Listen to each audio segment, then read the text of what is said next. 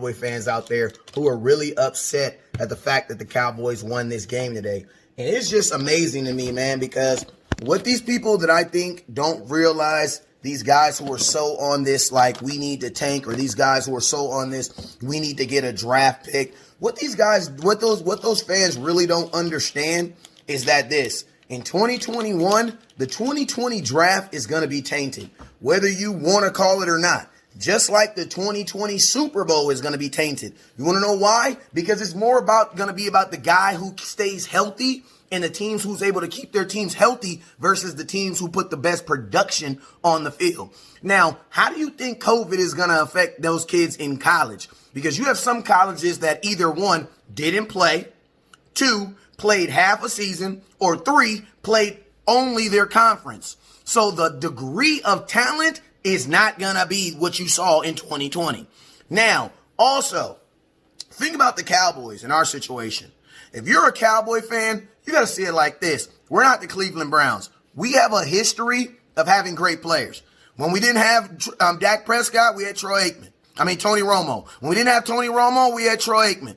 You know what I'm saying? And guess what? The running back position, when we didn't have Zeke, we had freaking DeMarco Murray. When you didn't have DeMarco Murray, you had Emmitt Smith. When you didn't have Emmitt Smith, you had freaking Tony Dorsett. Wide receivers, you got CeeDee Lamb, you got Dez, you got Michael Irvin, you got Drew Pearson. We've even had some pretty damn good coaches. When we didn't have Mike McCarthy, you had Jason Garrett. I know y'all mad about him, but you had Jason Garrett. You didn't have Tom Landry. You didn't have Jimmy Johnson.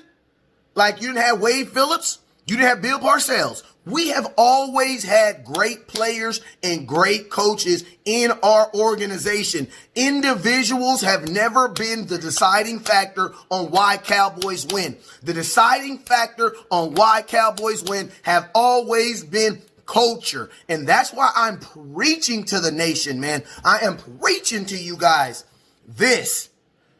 Going 4-0 and finishing this season out, whether playoffs or not, is the most important thing to the Dallas Cowboys. Why? Because we are trying to change our foundation. See, this is the problem with the Cowboys. We just keep on knocking the house down and rebuilding the house. And we keep on wondering why the wood and everything keep on rotting. And you want to know why? It's because the foundation that we're actually building on is bad. We need to the actual foundation.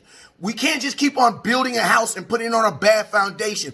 Our culture is your foundation. And I'm going to be honest with you guys. Unfortunately, this is when your culture is defined. When you actually have a benefit to lose. But guess what? When your coach walks in there and tells this team, we're going to continue to win, that's when your culture is grown. Want to know why? Because we all know it probably financially benefits the Cowboys to lose games. Why? Because, you get a draft pick that's earlier in the rounds. And, that could get you some kid that you don't know who it is. But I'm going to ask you this. How does that help the kids and how does that help the guys in the locker room right now? It doesn't. Also, if you're losing on purpose, can I ask you a question? How do you evaluate the guys right now? I'm telling you guys this. The Cowboys need to fight like hell to win these last 4 games. I'm going to tell you why. Because if you notice it, nobody else in the NFC East is giving up.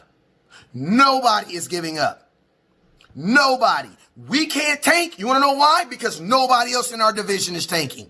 Everybody in our division is trying to go hard. And I'm going to tell you this. If we tank and we try to be on some, we just want to lose and get a draft pick, I'm going to tell you what's going to happen. Washington, the Phillies, them teams who aren't tanking, who are going to build their culture right now, they're going to be above us next year.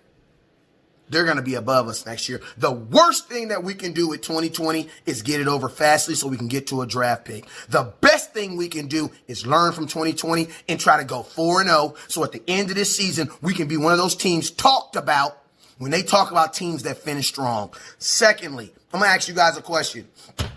If you had the opportunity as a person, married couple, to bring a child into this life and you ain't got no job, you're broken down, you're losing, you lost this, you stay at your mama's house, that might not be the best scenario to bring a child into that environment. You want to bring a kid into an environment where it's work, where they're flourishing. People got jobs. You can nourish them. What is that? That's good coaching. That's a good environment. We don't want to bring a top kid on the team that with 4 wins. We don't want that in 2021. Want to know why? Because we're not the same team that we were in 2016. See, a lot of you guys get stuck in that mindset of thinking, yeah, but it happened in 2020, in 2016, 2015. Yeah, we were totally different. We have our quarterback. We have our running back. We know what we want to do. We have our wide receiver. We don't need to start over. We don't need that. We need to win 4 games. And if the football guys see it fit for us to get in, we'll go to the playoffs. But if they don't, you know what they're going to call us? That hot team that ended the season 4-0. And that's what I want to be remembered about in 2020. You guys already know what it is. Never look down because the stars up. I had to wear my Kobe for this because y'all tripping. Never look down because the stars